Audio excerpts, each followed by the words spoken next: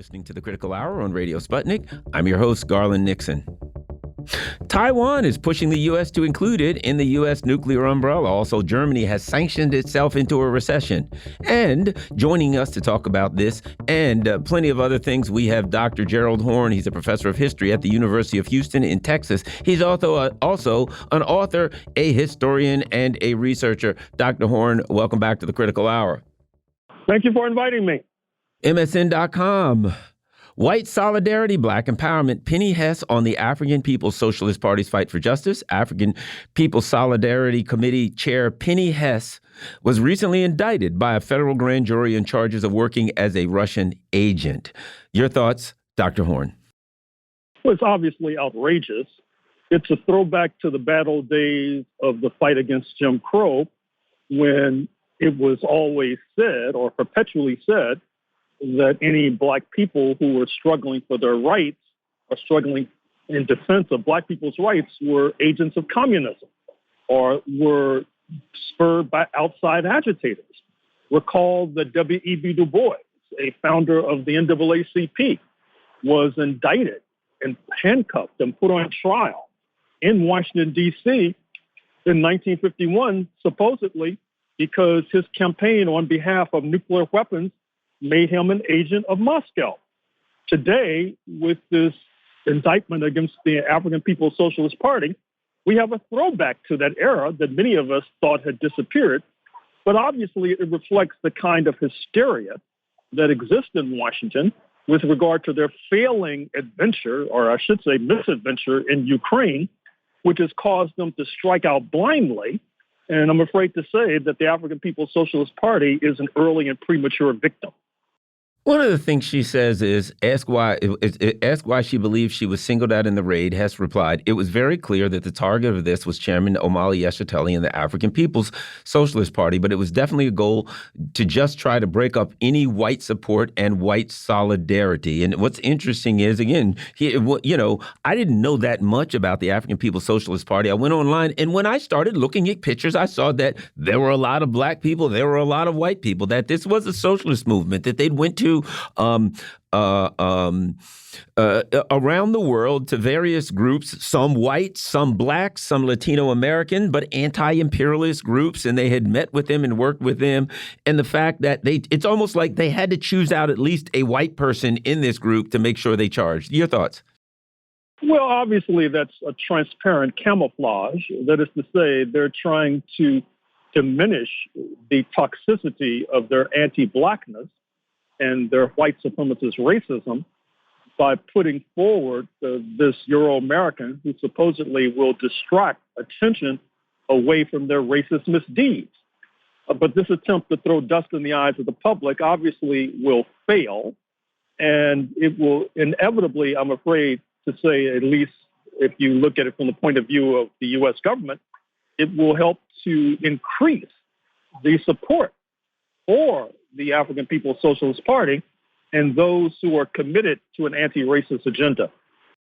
One of the things that she brings up is the issue of, they bring up one of the, a part of this particular article. Penny Hess calls out Democratic Party over crackdown on African People's Socialist Party. I think one of the things, one of the political issues here is that this is a party that says, look, we don't believe that this system, this capitalist system, including the Republicans and the Democrats, they see them as a system, is going to do right by African people, by Latino people, by poor and working people, and that we think that we need to seize our own political power. And it seems to me it only makes sense that the Democratic Party, the Republican Party, the parts of that political power structure are going to say, my gosh, we don't want to lose black people. We don't want to lose anybody. We've got to make an example out of these, because let me say this.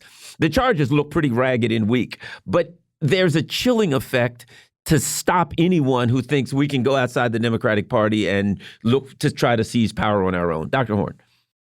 Well, in the bad old days, it used to be said that it only took the beating of one slave to keep the entire plantation in line. And I think that's what you're alluding to in your point about a chilling effect.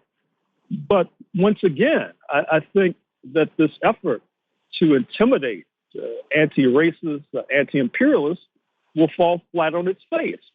And it will fall flat on its face, not least because U.S. imperialism is falling flat on its face wherever you look around the world. We're well aware of its failing attempts to destabilize the People's Republic of China. We're well aware of its failing attempt to carve up the Russian Federation like it was some sort of latter-day Thanksgiving turkey. Even South Africa, whose GDP is closer to that of the Netherlands than it is to that of the United States, it's standing up against U.S. imperialism. Recall that the South African U.S. ambassador to South Africa charged that South Africa was sending weapons to Russia. He said he bet his life on it. He thought that that would be sufficiently intimidating to Pretoria. Instead, it elicited a slap in the face, at least figuratively, of said U.S. ambassador. So this is where we stand. And once again, I think that this indictment of the African People's Socialist Party will fall flat on its face. Let me ask you about that statement that you made. You know, I've been online looking around, and I saw one instance where there was a German diplomat who was talking to someone from Africa who was roundly slapped down, basically, again, you know, of course, metaphorically speaking, when he tried to press the African country about business with China. And he basically said, we'll do business with anybody we want to. None of your business. And I'm paraphrasing. I saw a South African a couple of different South African politicians, one who said, if it was up to me, Putin would be able to come here tomorrow and we can have any head of state that we choose. It's none of your business. Another one that said, I'd personally, if I were in charge of the country, I'd send weapons. What we're seeing in Africa, never before did these African leaders stand up in such a I guess, assertive manner against the U.S. empire and the neo-colonial powers in Europe. It's just like a different thought process. What are your thoughts on all of these individual videos we're starting to see of African leaders, African opposition party leaders say to the West, we'll do what we want, get away from us, you don't tell us how to live? Well, I think it reflects the current correlation of forces globally. That is to say, the rise of the BRICS, Brazil, Russia, India, China, and South Africa, which by some measures has a larger GDP than the Group of Seven, the G7, which just met in Hiroshima, Japan, led by United States, Canada, the Western European nations, plus Japan.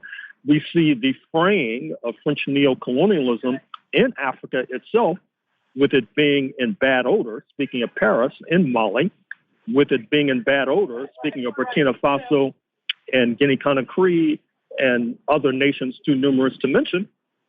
And then the track record, obviously, of the North Atlantic nations leaves something to be desired. We all recall what happened more than a decade ago when the African Union dispatched then South African President Jacob Zuma to negotiate the conflict in Libya. His proposals were soundly and roundly ignored by the United States and the NATO powers, which then sought to, in fact, did succeed in bombing Mr. Gaddafi, the then Libyan leader, out of power, leading to him being executed on camera.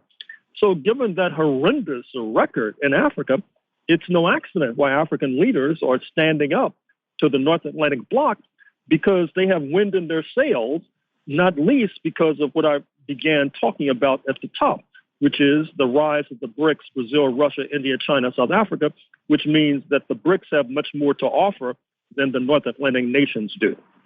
The economic suicide of EU countries, data reveals that Germany has sanctioned itself into recession. You know, I think that is relevant to what we're talking about, because I'm looking at it and I'm seeing, you know, the African countries, though poor, they can't afford a lot of foolishness. They got to eat. They can't afford to say we're going to sanction somebody and hurt our own economy, because they don't have any room, you know, they don't have any room to fall. Meanwhile, they're watching these European countries commit economic suicide and literally sanction themselves into recession. Dr. Horne. Well, it's also connected in another way. I guess the United States feels that if it can get Germany to be a vassal state, well, it ought to be able to get South Africa to be a vassal state, given that Germany is the powerhouse of Europe, population of 82 million strong. South Africa, comparatively, is the powerhouse of Africa, but that does not mean that much in the context that I've just laid out, and has a population between 50 and 60 million. So Washington is obviously shocked, surprised, and disappointed when South Africa fails to emulate Germany.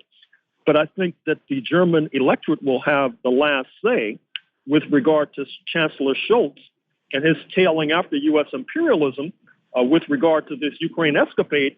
And speaking of Chancellor Scholz, I don't think that he and his colleagues in Berlin are being rather farsighted, because as Henry Kissinger has said in a recent interview with the Wall Street Journal, Ukraine is rapidly becoming the most well-armed nation in Europe.